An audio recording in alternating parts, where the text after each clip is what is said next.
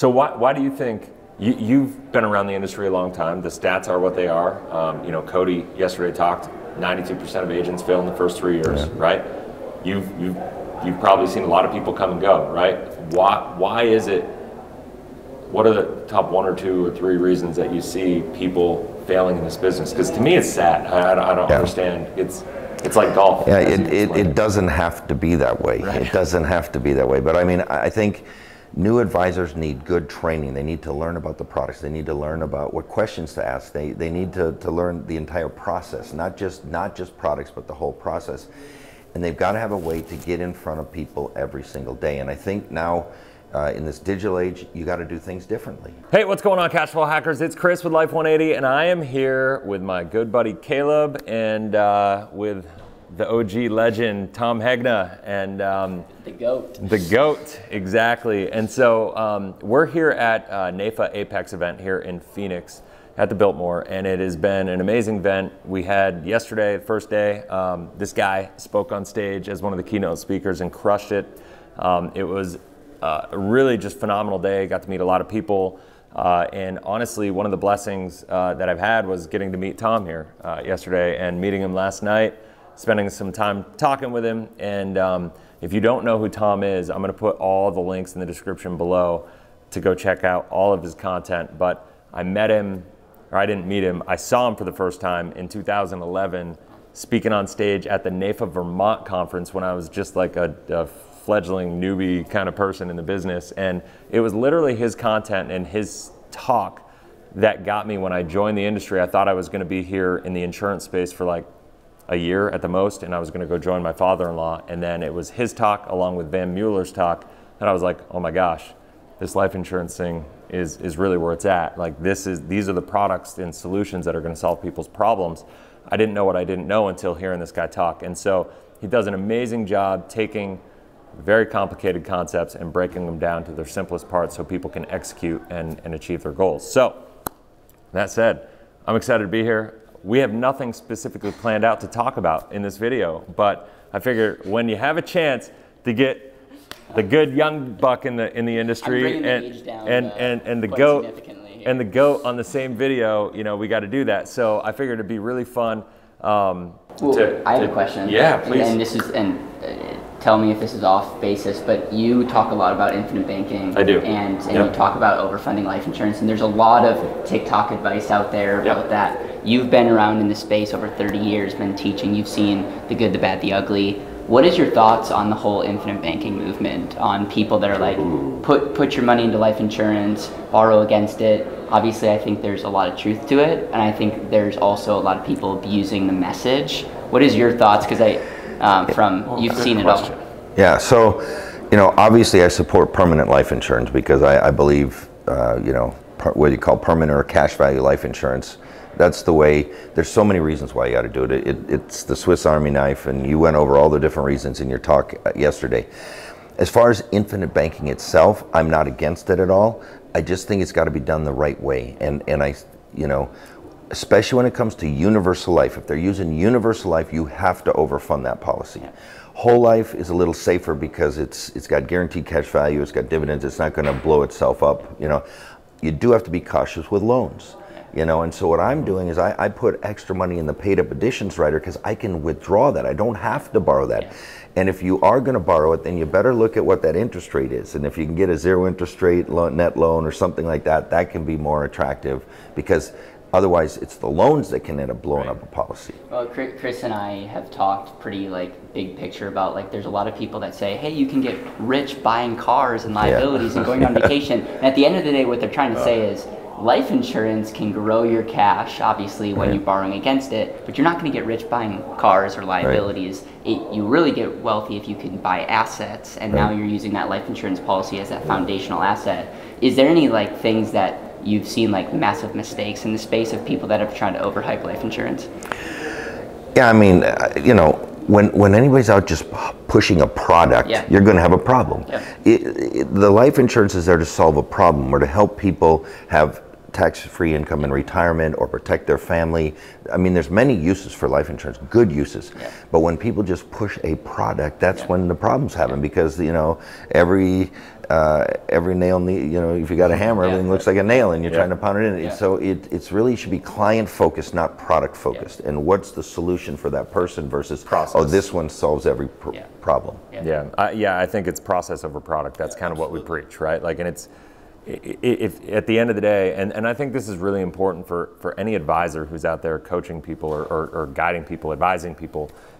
You can't go into it thinking, if you're going into it thinking, I'm trying to sell a term policy, or I'm trying to sell whole life or IUL, or like whatever the product is, you've already lost. You're already not serving your client in the right way. That's the way I look at it. And so you got to go in and you got to think about, you know, what are the questions that I need to ask these people to figure out what are their objectives, what are their goals, what are their dreams, like what's holding them back, like, you know, and really understanding. I say telling is not selling, listening is selling, asking is selling. The more questions you ask, if you ask the right questions, they will literally tell you what the application should have on it. I mean, literally, they will fill out the application if you ask the right questions. So why do you think, you've been around the industry a long time, the stats are what they are. You know, Cody yesterday talked, 92% of agents fail in the first 3 years, right?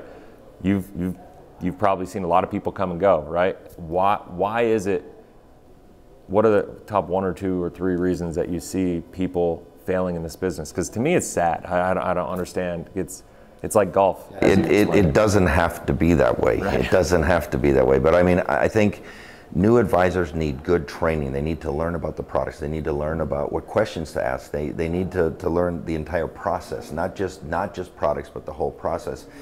And they've got to have a way to get in front of people every single day. And I think now, in this digital age, you got to do things differently. You know, and we talked in a previous video. You know, the baby boomer dilemma is the way you can get people to a movie theater. You ask them to go to a movie, and then all of a sudden now they can become a client. We've got the webinar method where we're doing webinars 7 days a week, 24 hours a day. They just get people to the webinar, and that warms them up, and it, you know, I can literally help close some of their business.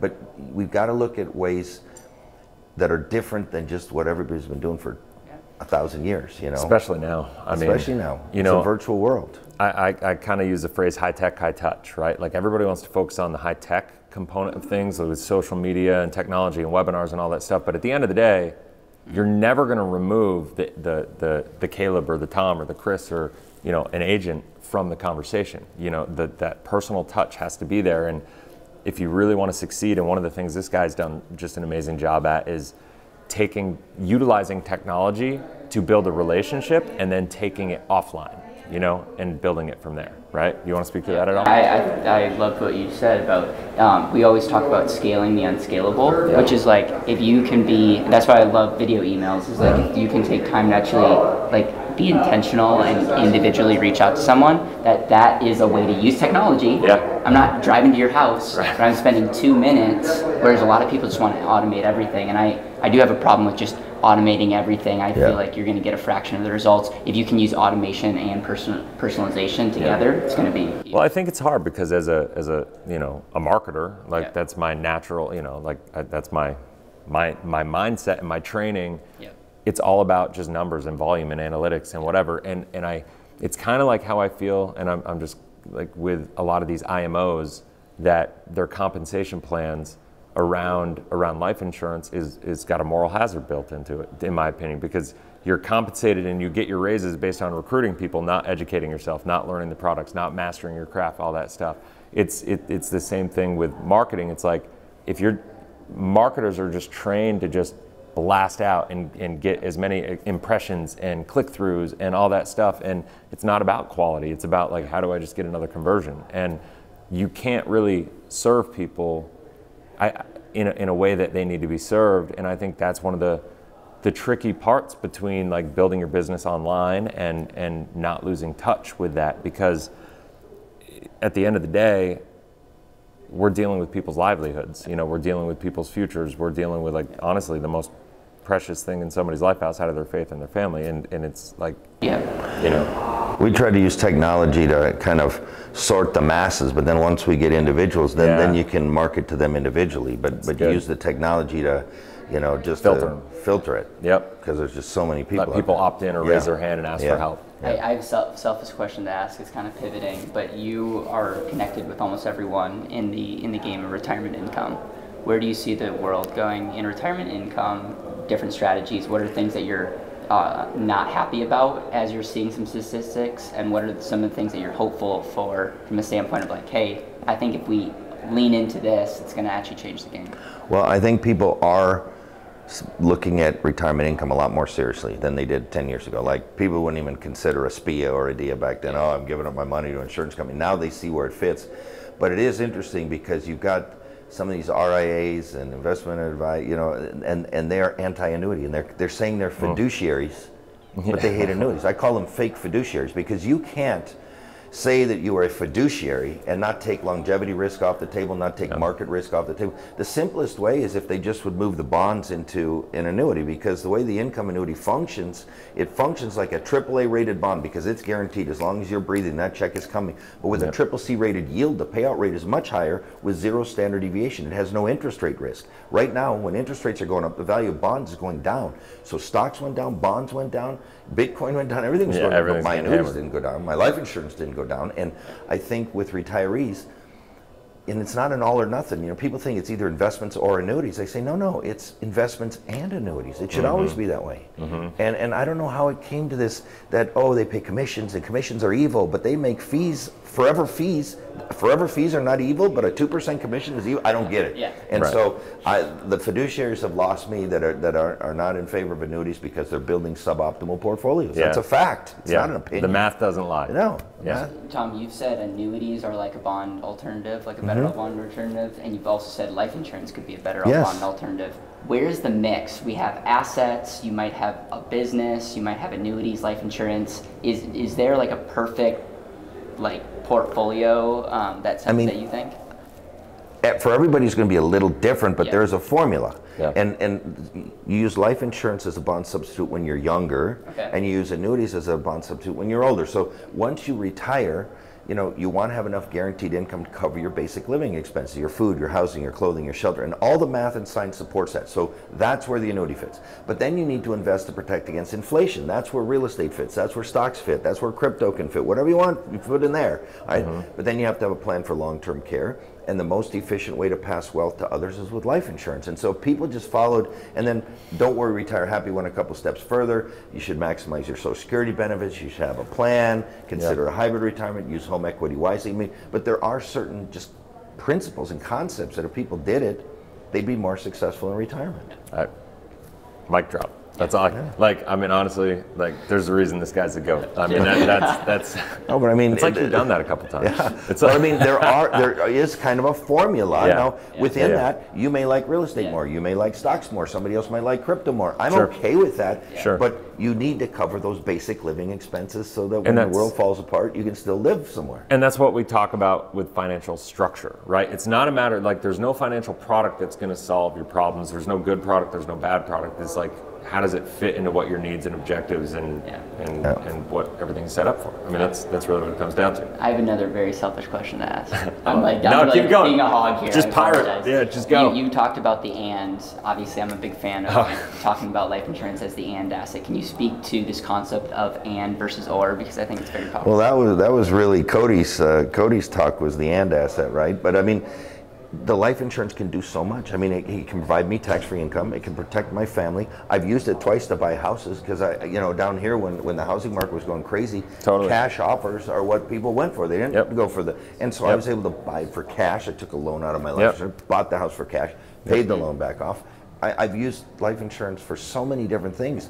You know, here's a funny thing. When I was in the Army, they had a savings bond program, and they took savings bonds out of your paycheck. And I got out of the Army, had savings bonds this thick. Well, then I got in this industry. Well, savings bonds are boring. I mean, stupid. It's mutual funds. It's 529 plans. So I did all this stuff for my kids.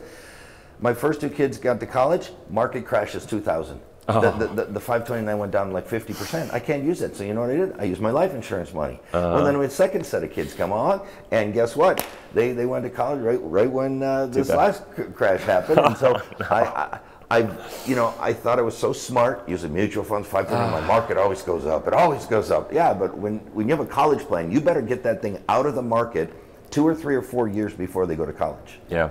And there's so many people right now that have kids in college and their 529 plans just went down to a lot. That's where life insurance comes in. You talk a lot about sequence of return risk and longevity risk in retirement, but like most people don't realize, the sequence of return risk is much greater in college, like with college planning. Oh yeah. We're talking about smaller windows and no time to make up for anything, right? Like, and so, I ended up using the first 2 kids 529s for the second 2 kids, and I'm gonna have to use these 2 for the grandkids or something, because the market crashed both times, and my kids are gonna go to college. And we used those savings bonds with the first 2. So between the savings bonds and life insurance, I put my first 2 kids through college, and then life insurance put the next 2 kids through college. That's awesome. So, all right, I got a selfish question now. So I do a lot of conversations around IULs, okay? So I don't want to put you on the spot too much, but Caleb's like, he's going here. I can't. Tom's like, I speak to all the companies. I know. No, I'm not gonna. But like, I have people that reach out to me literally every single day, sending me illustrations, in-force illustrations, being like, oh my gosh, I'm screwed. Like this policy's running into issues, or somebody's selling me this, and then I see it and it's not designed properly, and I came from the IUL space, and I've created a thing called the IUL Challenge, which is basically saying the way, once again, I think it's important that you understand my perspective on this as I ask the question. I don't think IULs are bad. I think they're massively misrepresented as to what they do and how they should be utilized as an asset for most people. And so I created the IUL Challenge because basically saying, if IULs are so good, you have this upside potential, downside protection, and they're gonna perform amazingly because of the market, they should have had the best decade ever. They should have outperformed every illustration that you'd ever seen. And the bottom line is, they haven't, and so they've underperformed. Once again, not that they're bad, but I think it comes down to expectation management and making sure that your expectations with what you're putting your money into is gonna perform, according to what you need it to accomplish your goals, right? So I'm pretty much product neutral on whole life or term life or variable life or IUL. The fact is, variable life, believe it or not, has been the best performer for the past like 30 or 40 years. But when I was at MetLife, at the time they were AAA rated mutual, and they were a whole life company, and boy, I would get beat up. I was the VUL guy for national VUL guy, and I'd get beat up by all these guys. But variable life has actually done very well if you stayed in the whole time. The problem is it goes down and people get out. IUL, I think, works best when it's overfunded. When policies blow up, when you see problems, because they're underfunded. You got to put a lot of money in there, because the more money you put in there, then there's more money to buy options and give you some upside potential. I've always been with AAA rated mutuals. I have a personal leaning towards whole life. That's what I do. My big policy is whole life, but I have some variable life, and I've had term in the past. I'm just not the big universal life guy. I just think, for me, the whole life is a little safer, but IUL is probably the hottest product out there in the life insurance market. So definitely the highest selling. And there are some people doing some very good things with it. So I work for all the different companies. I just want to make sure people have adequate life insurance and that they understand what the different policies are and what they do. So as a family, for families that are planning, let's say you got somebody who's maybe a little bit behind in their planning, they're trying to get started, 35 years old, kid or 2, decent income, and now they're like, oh crap, I gotta start thinking about this. If you were them, like, what's your perspective on how to get started? Well, I have this presentation on Who Wants to Be a Millionaire, and I show people how simple it is to become a millionaire in America. Not easy, but it's simple. And it talks about find ways to make more money, get really good at what you do. The better you are at what you do, the more you're going to get paid, the more you're going to get promoted. If you're in just a one-time job, maybe there's a side hustle you can do, but you want to make more money. Number 2, you want to spend more wisely. Too many people waste money. They put money into depreciating assets. They buy cars and boats and jet skis and all this stuff. every one of those things goes down in value every single day. You're never going to get rich putting your money into depreciating assets. Even if you borrow against your whole life. Yeah, and so you know, there's just some simple techniques people can do, but I say most Americans could be a millionaire except for two things. Number one, they spend way too much on their cars, and number two, they get divorced. So the moral of the story is drive a used car and stick with your first spouse. I love that. Divorce is the #1 killer of wealth, right? But I mean, think about it. I mean, I show an example where I was going to buy a new truck, and a new truck was like 65 or 70,000, or I could buy one that was 2 years old, had 13,000 miles for 30,000. It looks beautiful. You can't really tell the difference, but there's $35,000 difference. Well, I bought the used truck. Now, if I take that 35,000, invested at 6% or 8% or 12%, whatever, that ends up being $300,000 or $400,000. One vehicle. Now, I'm married. I got 4 kids. We probably had what, 20 vehicles, maybe more since I've been married. I don't know, but we've had. When you got 4 kids and a wife, you're going to have vehicles. I mean, think about that. 400,000, you want with that? That's 8 million. You know, I mean, that's the way people lose out on becoming millionaires. They just throw their money away on stupid stuff. So true. I was doing totally different thing, but I was doing some math the other day on college and being like, is college really worth it? You know, because I've got an 11-year-old, an 8-year-old, and a 4-year-old, and we're putting money aside and you know, planning for that, and it's like a $200,000 education. They're all like, oh, you're going to increase your earning capacity and you're going to make all this extra money or whatever. You're going to make $100,000 a year. It's like, if you just take that $200,000 and put it in an account earning 6%, and you avoid college and just go make minimum wage, you're going to be way better off. Like, I mean, I'm not saying don't invest in yourself. Like, well, now there are companies like Google, Microsoft, Apple that'll educate your kids for free. Like they want them to. They'll say, come here. We'll put them through Google U or whatever. Teach them how to do whatever. So I'm on your side. That the college thing has gotten way overpriced for what it is. Talk to me really quickly before we go about the Boomer Dilemma movie that you were in. And so the Baby Boomer Dilemma is a documentary filmed by Doug Orchard. He did The Power of Zero with David McKnight, and what he did was he's got PhDs. He's got 2 Nobel Prize recipient PhDs in there, some of the smartest people on retirement in the world, and then he weaves a story through there where there's this couple, they got kids, and they're getting retired, and he had a pension, but then he took the pension, he put it in the market crashed, now they're freaking out. So it's a really unique movie. They don't even say the word annuity for about 40-some minutes into it. Really? It's not a sales presentation. There should be no compliance issues. It'd be the same as taking your clients to Top Gun. So it might be a gifting issue, you know, with gifting them, but it's not a compliance issue because it's not a sales presentation. That's awesome. So I mean, it's a movie. Any advisor, any agent could have a copy of it. Share it with theboomermovie.com, theboomermovie.com. You can get info on it, and it's just it's a great way after COVID. Clients want to go to movies. Yeah. You give them a movie ticket. Hey, go to the movie, and then you get to say, "Hey, welcome. We're having the movie." Then it's done. Look, I hope that helped you. And you know, my calendar, my assistant's right over here with my calendar, and they like to put that in. You know what I mean? These people are booking 100 appointments off of these things. I mean, it's crazy. That's amazing. Yeah, that's amazing. You got any questions? No, I just want to thank both of you guys for what you do, and I'm excited to continue to elevate the education conversations. I am grateful for. Well, you rocked it yesterday, and your wife is sweet. I can tell you're a great salesperson. And I got to get you on the golf course sometime. Yeah, there we go. We'll you play golf too, right? I would. I'll be your caddies. Perfect. Awesome. Well, guys, if you have any questions, leave them in the comment section below. As always, have a blessed, inspirational day, and I'll see you in the next video. Take care.